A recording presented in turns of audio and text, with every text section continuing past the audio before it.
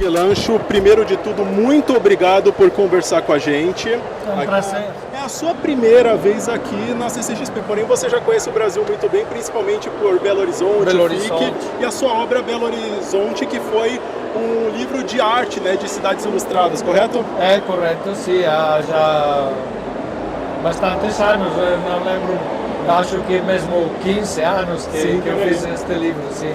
Mas você que teve a ideia do projeto ou você foi designado pela editora? Não.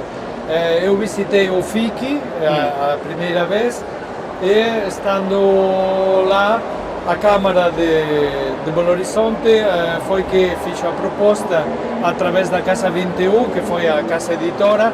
Então eles propuseram para mim fazer um livro sobre Belo Horizonte. Inicialmente o livro não ficava definido e fui eu que propus, que eu disse, eu prefiro não tanto fazer um livro de postais, mas fazer uma história que acontece em Belo Horizonte, na cidade, então a própria história vai percorrer toda a cidade. Eles concordaram e foi assim como foi feito. Tanto que saiu também na Espanha pela Norma Editorial, né? Este livro também saiu. Depois saiu pela Norma, saiu na França pela Casterman, saiu no Portugal pela Vitamina BD, sim, foi depois traduzido a várias línguas. Sim. E assim, além desta, a sua obra ela vai de vários temas diferentes, até baseados em contos infantis como Pedro e o Lobo, até eróticos, como é o caso de Tangências. Agora, como é para você, como artista, desenhista, transitar entre vários gêneros distintos ao mesmo tempo? Não, ao mesmo tempo não faço. Não, mas de um projeto para outro. Sim. Porque quando eu comecei a fazer quadrinhos, que foi já num tempo que não é o normal nos meus colegas que começam mesmo a fazer quadrinhos, a publicar muito antes, eu comecei quando estava já na universidade fazendo arquitetura e eu... O que eu descobri dos quadrinhos era que me permitia, por uma banda, escrever histórias que eu adorava escrever e por outro lado desenhar e pintar, que era a minha outra paixão, poder fazer as duas coisas ao mesmo tempo. Então, eu como contador de histórias não tinha uma história que contar, não era uma única temática a que a mim me interessava. E por isso que eu sempre, para as editoras, sempre falei, eu não sou um autor de séries, não tenho a capacidade de ficar fazendo mais ou menos a mesma história. Eu admiro muito os colegas que fazem séries, mas eu não tenho essa capacidade. Eu preciso cambiar, preciso mudar, preciso explorar novas histórias e é assim como realmente sinto que posso desenvolver o meu espírito artístico. Sim. E dentre os seus espíritos artísticos, algumas histórias como Ardalém, De Profundis e Traçoretiza, essas histórias elas têm em comum o fantástico, o onírico nas suas histórias, que se transformam em memórias, principalmente Ardalém tem as memórias de uma pessoa de idade avançada, correto?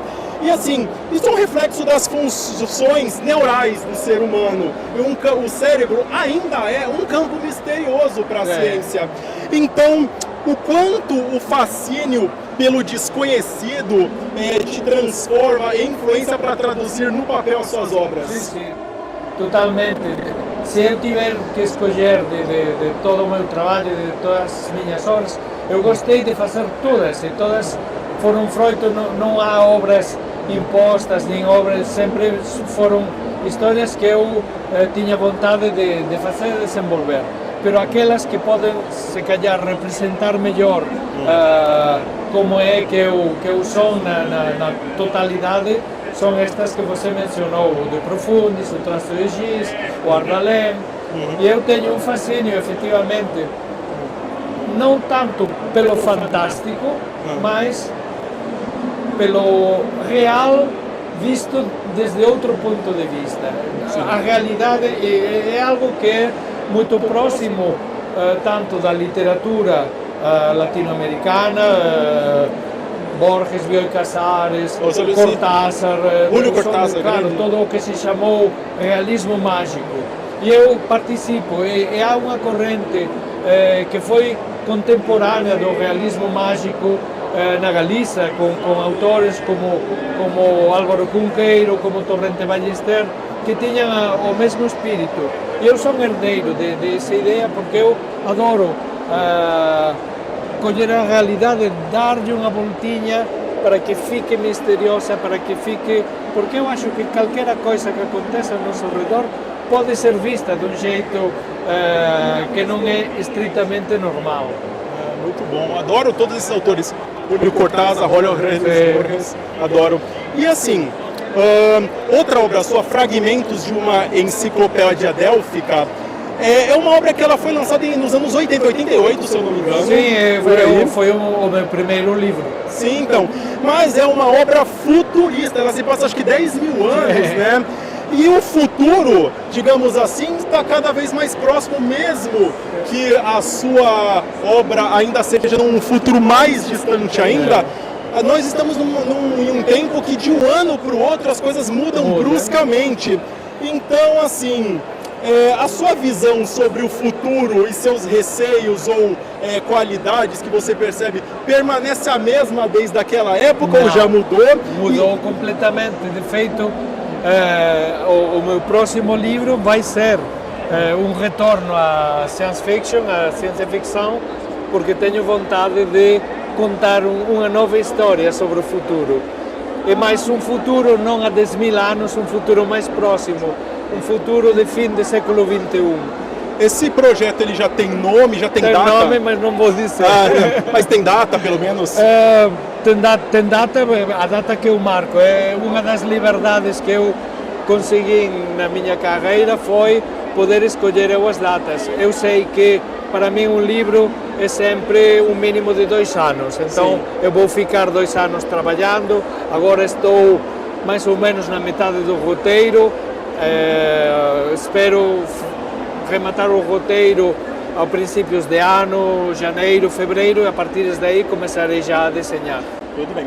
E agora a última pergunta, assim, seu trabalho mais recente, o Presas Fáceis? Sim. Ele teve uma particularidade porque o primeiro saiu em preto e branco, em tons de cinza, o segundo foi colorido. A sua tendência agora para o futuro, por que esses dois tiveram essa diferença de cores e qual é a sua tendência agora? Qual você quer trabalhar? Não, foi unicamente quando eu fiz o primeiro Presas Fáceis, eu tinha muito claro que tinha vontade de fazê-lo em preto e branco, em cinza, porque a temática e toda a história eu achava que de algum jeito demandava, que precisava de ser contada assim. Eu fiz convencido, mas tenho que reconhecer que a metade dos leitores, em todos os países, na Itália, na Alemanha, na França, em Bélgica, em Portugal, quando eu apresentava o livro, a metade falavam, ótimo, em preto e branco, em cinzas, mas a outra metade dizia, é pena que não seja em cores, as suas cores, tá? Então, agora, para a edição integral das duas histórias, eu dei cor. A primeira também foi colorida em cor digital e vai ser editada. A Conrad também marcou os direitos para fazer a edição do integral no ano que vem. E o seguinte vai ser em cores. Acho que vai ser difícil que eu volva a fazer no preto e branco. Muito interessante, assim, a gente agora, bom, como a gente não pode saber ainda mais detalhes da história, a gente fica na expectativa para ver o que vai passar. Muito obrigado, viu, Miguel Ancho? Muito obrigado. Muito obrigado, prazer. Ok.